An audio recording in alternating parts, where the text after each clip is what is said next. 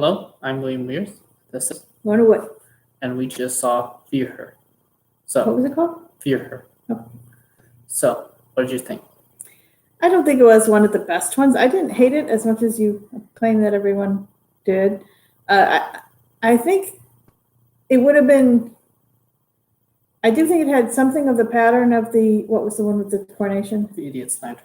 The Idiot's Lantern, because it had kind of a simple, often used before device of drawing and becoming real. And then it also had a major event, the 2012 Olympics, that was threatened, and also kind of a draw for the creature. I basically thought it would have worked better if they hadn't tried to pile the dad on as I didn't understand why he was a devil, and I didn't think there was enough time in the episode to gin up enough emotional kind of psychic support for him as a phenomenon. So I didn't think that worked very well. I thought the girl did pretty well. I also thought the mother, that actress, I've seen her in a lot of things. And she's I think every role I've seen her in, she's been just a little cold. And although I think that was supposed to be a reason why the girl was so lonely, that was never fleshed out either. So the mother just came off as kind of cold and then warm for no reason, which was weird. I'm just jealous of that actress because she hasn't aged at all since 2006. Yeah, she's really, yeah. Well, we've seen her in W1A, and I saw her in something called Teachers or something like that. She was just on the Didn't Graham like her. Norton show, and she still looks exactly the same. And they showed a still from her. She has a small part in Love Actually, and she looks exactly the same in that. And that's from 2003. So. Right, which I saw. I don't remember her in that, but I do remember her in W1A. That she has a little more to do. But I don't know. But yeah, so I got my favorite character was the paver. I thought that was really well done, and I liked that. And that's. Oh, and I don't think they ever showed the return of the cat, did they? No, they didn't. Well, there you go. Yeah. Shoddy work. I think Mom's gonna have to give this a 0 out of 10. But I don't know. I thought the father bit was explained. I think the idea was that he was abusive, so she sort of saw him as a devil type figure. It was explained, but the emotional impact was not enough prepared and shown on the screen. I didn't feel like. Okay. I thought it worked okay. And I like the idea of keeping people in drawings, even though I know it wasn't wholly original. I still thought it was creatively realized. So you liked it? Yeah, I liked the episode, actually. I liked it. I mean, okay. I didn't think it was, anything exceptional, but Right. I thought it was a fun little episode. I just am puzzled by why it's like considered, absolutely horrible Doctor Who episode, when I didn't think there was anything bad about it. It was a fun little adventure. But what I thought made it better than something like the Idiot's Lantern was how the monster, in terms of the one who's possessing her, isn't just a monster. Right. It's just a child who wants to company. So I thought, though of course I've seen before the monster that's not really a monster, I still thought that was creative and was more interesting than just a monster that wants to feed on our neural energies through a TV. Right. Yeah, I mean, I didn't dislike it as much as that other episode, and I didn't even dislike that other episode that much. But yeah, I just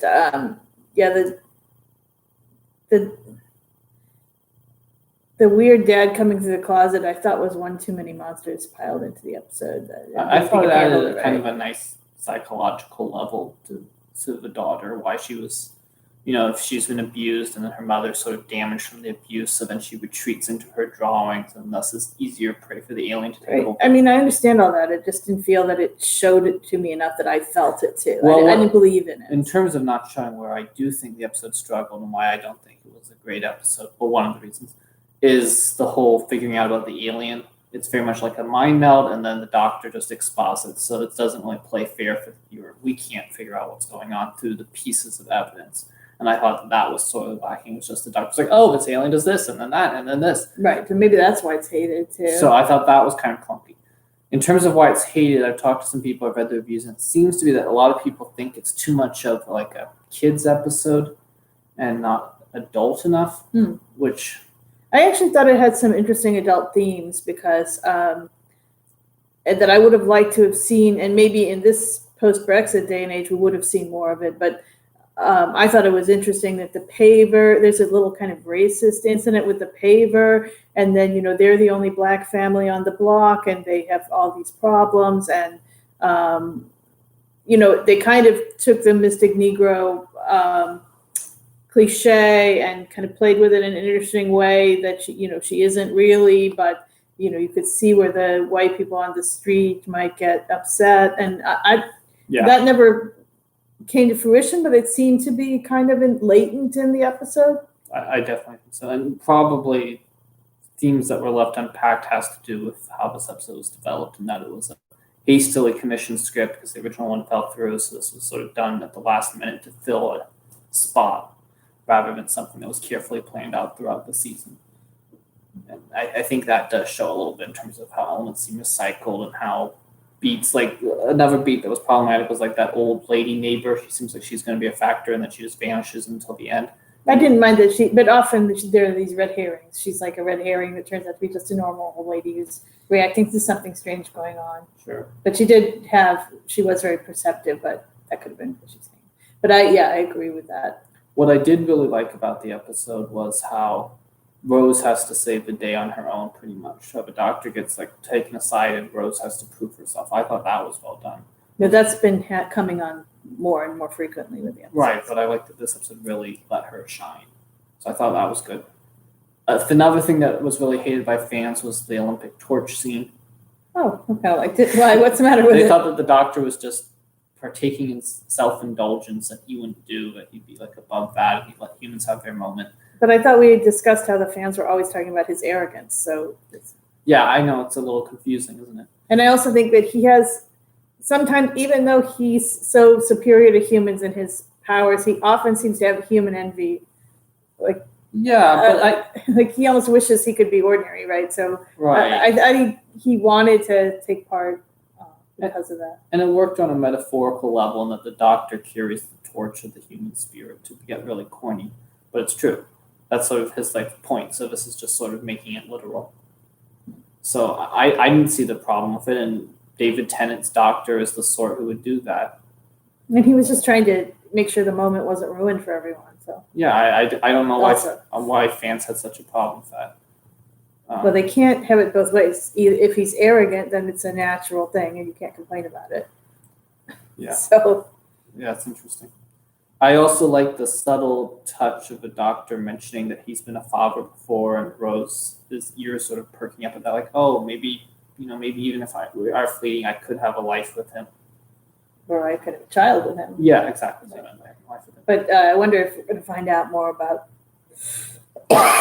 not COVID, if we're going to find out more about his child later. Yeah, I know that in the original Doctor, like the original one from the 1960s, he had a granddaughter who was like one of the original companions. So I'm not sure if that's a reference to that, or if there was actually like a child character related to that. Or if it's going to be, you're going to be. And then of course in the made-for-TV movie '96, it was revealed the Doctor was half human, but that's been ignored.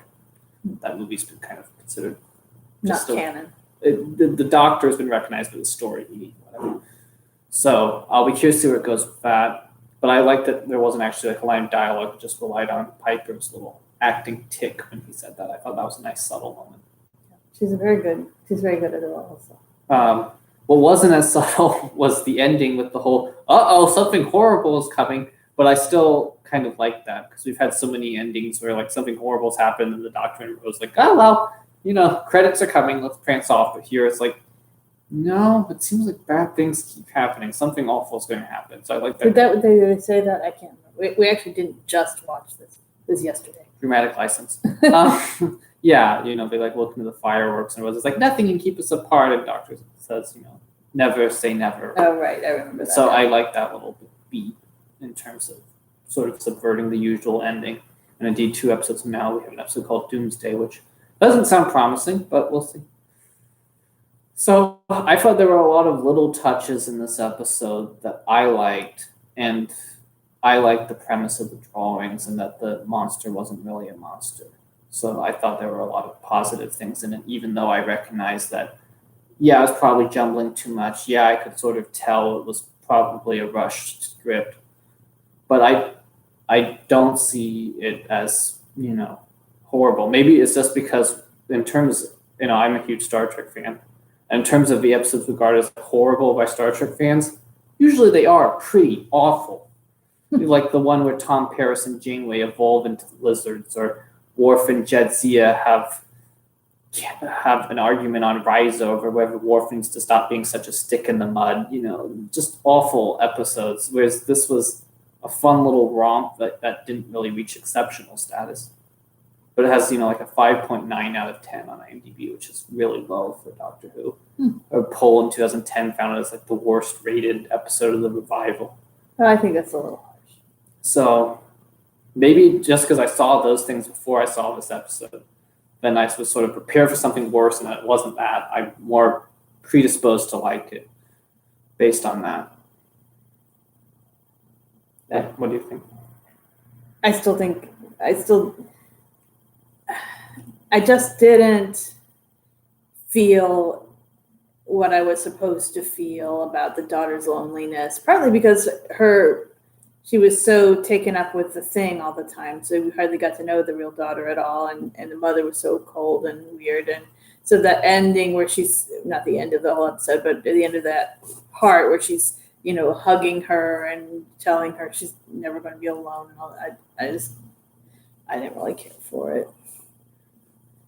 Yeah, and I do think that now, thinking back to that Karen, as we call them on the street, giving the paver a hard time, I think it would have been better if you'd kind of built up the monster on race relations. But in Britain, I don't know that much about race relations in Britain, but I know there are some. Clearly. So. Yeah, I think that definitely would have made the episode stronger. But so I think I would give this episode a B+. Yeah, I'm giving it a B, and I feel it's a generous B. Yeah. I don't know.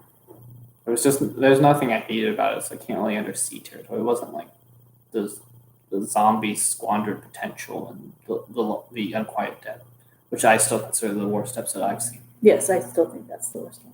Yeah. No. Well, anyway, I think that's all for now. Wait, what was the other one we really didn't like after the? Well, you didn't like the parting of the ways. No, that was just a few, like the ending. Or what about the Christmas special? You didn't like that one much. Yeah, I think I didn't like that one the most. I'm not sure. It's pretty close. I'll give it to the Unquiet Dead. Yeah. But this was a long way from that. So. Yep. All right, so tomorrow we'll start part 1 of the 2-part finale to season 2. And I don't know when we'll have another episode up because Saturday we are getting a Christmas tree. Yay! So we'll show it to you next time. So we'll see. We might be too busy. But we'll try to have one up Saturday after we've seen both parts, I think. That's better than just going on part 1. So, all right. Thank you for watching. Thank you. Bye. Bye.